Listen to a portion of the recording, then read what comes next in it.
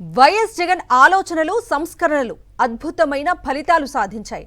ఆంధ్రప్రదేశ్ రాష్ట్రంలోని ప్రతి గడపకు పాలనను తీసుకెళ్లి విప్లవాత్మక మార్పులు చేసిన ఆయన తన పాలనలో వివిధ రంగాల్లో గుణాత్మకమైన మార్పులు తీసుకొచ్చారు.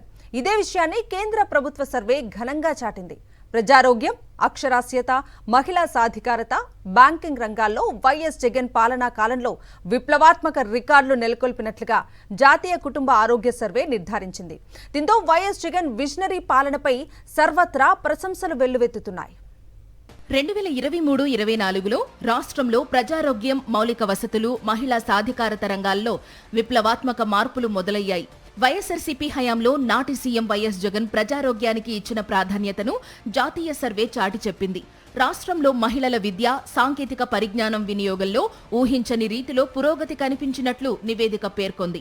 10వ తరగతి అంతకంటే ఎక్కువ చదువుకున్న మహిళల సంఖ్య రాష్ట్రంలో 2019-21లో 39.6% ఉండగా 2023-24 నాటికి అది 48.4% పెరిగి జాతీయ సగటు 46.4% అధిగమించింది.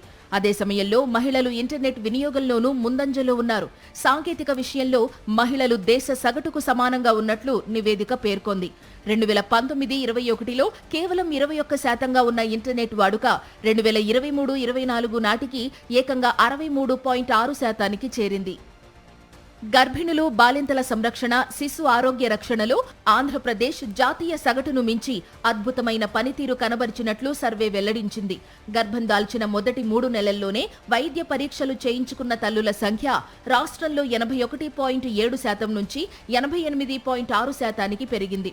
ఇది జాతీయ సగటు 76.2% కంటే చాలా ఎక్కువ. రాష్ట్రంలో ప్రసవాలు ఆస్పత్రుల్లోనే జరిగేలా చూడడంలో రికార్డు నమోదైనట్లు సర్వే పేర్కొంది.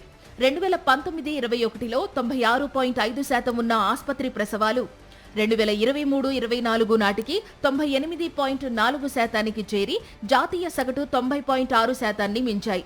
12 నుండి 23 నెలల వయసున్న పిల్లల్లో సంపూర్ణ వ్యాక్సినేషన్ ప్రక్రియ రాష్ట్రంలో 2019-21 మధ్య 73.2%, 2023-24 మధ్య 87.7%కి పెరిగింది. జాతీయ సగటుతో పోలిస్తే చిన్నారుల సంరక్షణలో ఆంధ్రప్రదేశ్ ముందు వరుసలో ఉంది. సామాజిక చైతన్యం పెరగడం వల్ల రాష్ట్రంలో జనాభా నియంత్రణ, వివాహ వయసు పరిమితుల్లో సానుకూల మార్పులు వచ్చినట్లు ఈ సర్వే పేర్కొంది. రాష్ట్రంలో సగటు సంతానోత్పత్తి రేటు 1.8%గా స్థిరపడినట్లు తెలిపింది. ఇది జాతీయ సగటు కంటే తక్కువగా ఉంటూ జనాభా స్థిరీకరణను సూచిస్తోందని తెలిపింది. బాల్య వివాహాల నియంత్రణలో గత ప్రభుత్వం అనేక చర్యలు తీసుకున్నట్లు సర్వే వెల్లడించింది.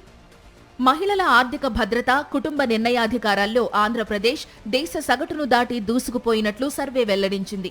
తమ పేరిట సొంతంగా బ్యాంక్ లేదా పొదుపు ఖాతా కలిగి ఉండి దానిని స్వయంగా వినియోగిస్తున్న మహిళల సంఖ్య రాష్ట్రంలో 81.8% నుంచి 92.3%కి పెరిగినట్లు సర్వే తెలిపింది. ఇది జాతీయ సగటు కంటే చాలా ఎక్కువ అని పేర్కొంది.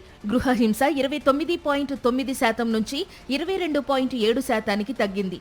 గ్రామీణ, పట్టణ ప్రాంతాల గృహాలకు మౌలిక వసతులు కల్పించడంలో ఏపీ మెరుగైన స్థానాన్ని నిలబెట్టుకున్నట్లు సర్వే ప్రకటించింది. రాష్ట్రంలో 99.7% ఇళ్లకు విద్యుత్ సౌకర్యం ఉండగా జాతీయ సగటు 98.3%గా ఉంది. 97.6% కుటుంబాలు సురక్షిత తాగునీటి వనరులను పొందుతుండగా దేశ సగటు 96.5%గా ఉంది.